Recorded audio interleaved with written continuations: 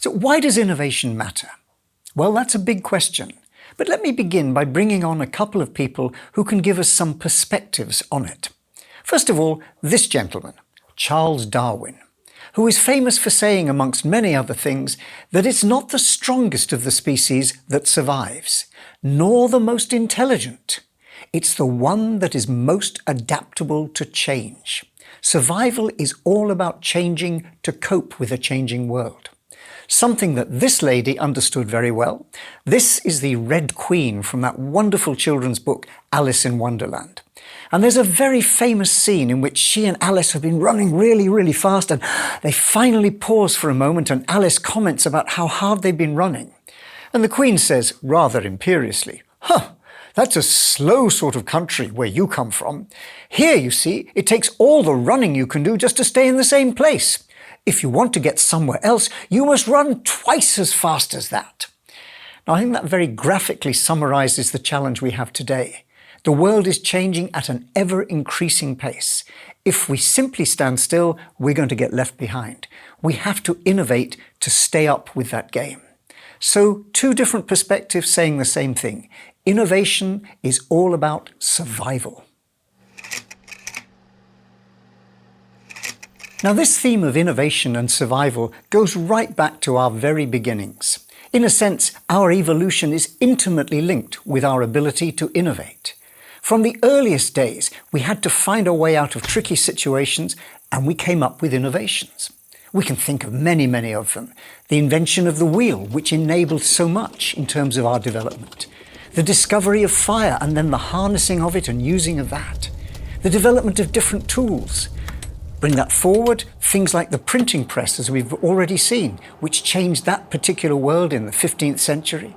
Right through to today, where things like the science and technology behind medicine mean we can literally, physically survive.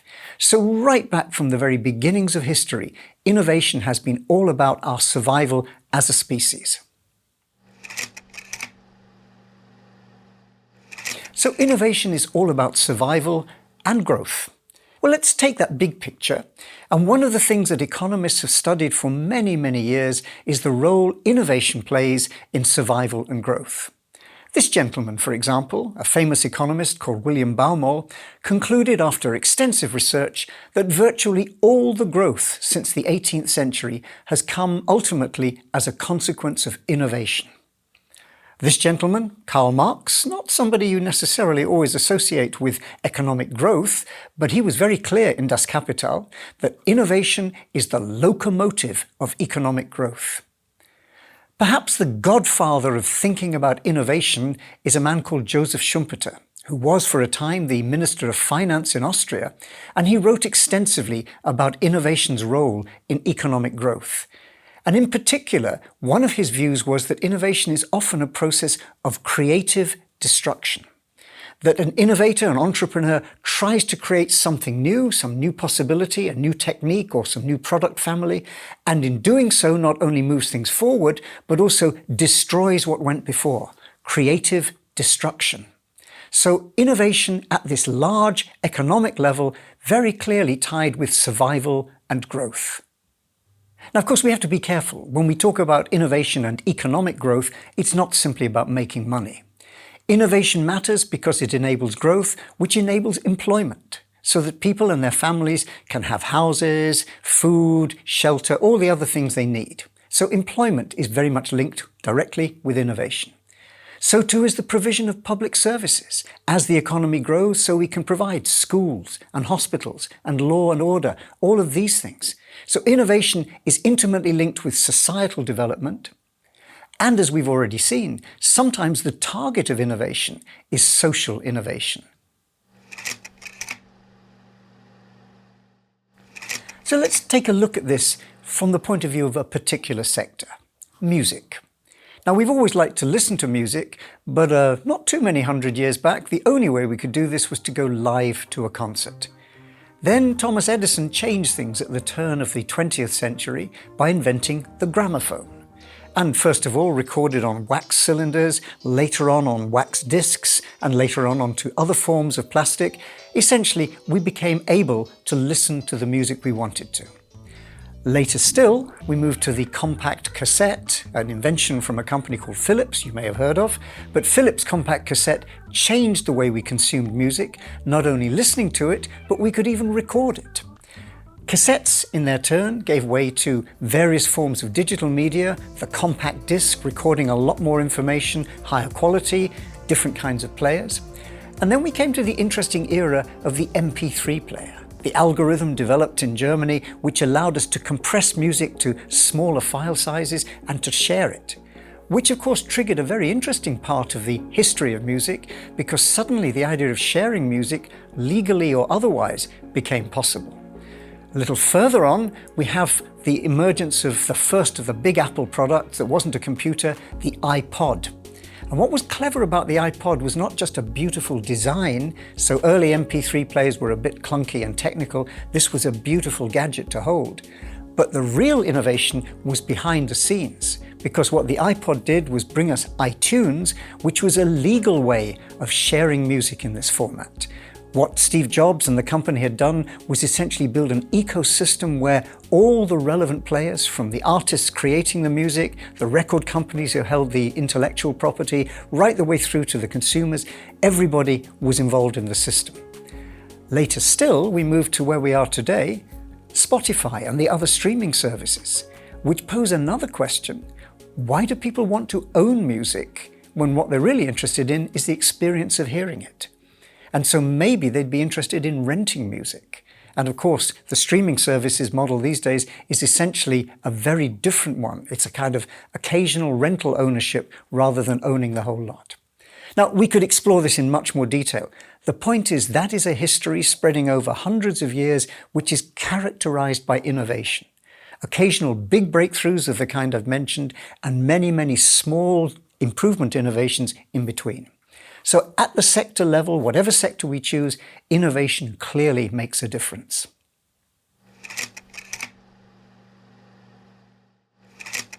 So let's carry on looking closer and closer at why innovation matters. Let's move to the level of the enterprise, the organization. Now, this gentleman here was responsible for founding an organization. His name, if you're interested, is Amancio Ortega. And in 1963, you could have found him pedaling his bicycle around northwestern Spain. And he was basically selling from his bicycle nightwear, night dresses, pajamas, designed by his wife.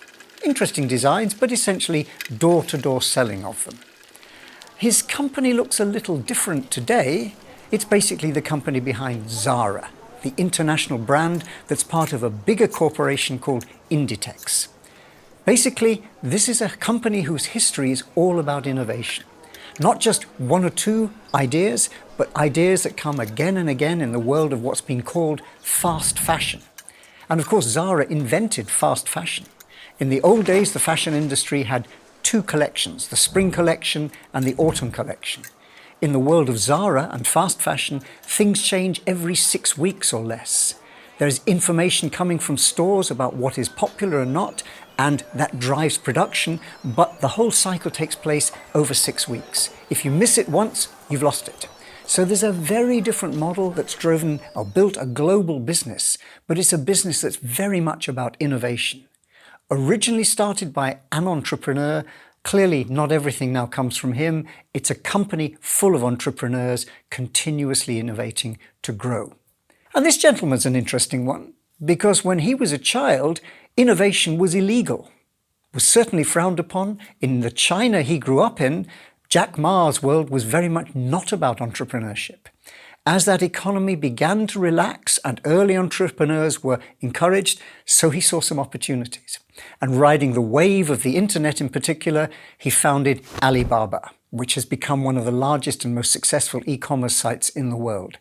Again, it's a history of organizations growing through entrepreneurial activity, but basically innovation is what those entrepreneurs do. Innovation makes a huge difference at the level of the enterprise. So let's finish our very quick view of why innovation matters by considering the individual level. And we've just seen those enterprises, Alibaba or Aravind or Zara, are all products of at one stage, individual entrepreneurs. Businesses that grew, but they started with individual entrepreneurs. And we shouldn't be surprised that entrepreneurs make a difference because, in a sense, we're all of us entrepreneurs. We certainly have the standard equipment. Every human being is born creative. We're able to imagine and create new possibilities. We have the potential to create value from ideas, to innovate. And our whole evolution, so the psychologists tell us, partly goes back to our ability to find interesting ways out of solving the problems that faced us. We're not hugely strong, we're not incredibly fast, so in those very, very early days when we were living in caves, our species survival depended on our ability to innovate. So we are natural innovators, but there's also very clear evidence that being able to express our innovativeness motivates us. That being creative, being able to see the value of our ideas, to express them, is a very positive social thing, a very positive individual thing. So let's summarize. Does innovation matter? The answer is yes, at every level. If we look at the big picture, innovation has an impact, a clear impact on economic growth. At the sector level, it's clearly important in shaping the way those sectors develop. At the level of the enterprise, it's all about survival and growth. And at the level of individuals, it's part of our core motivation. We have an entrepreneurial creative urge. So, if innovation is so important, it's probably worth understanding how it happens and the skills we need to work with that. Now, let's pause for a moment and think about all of that.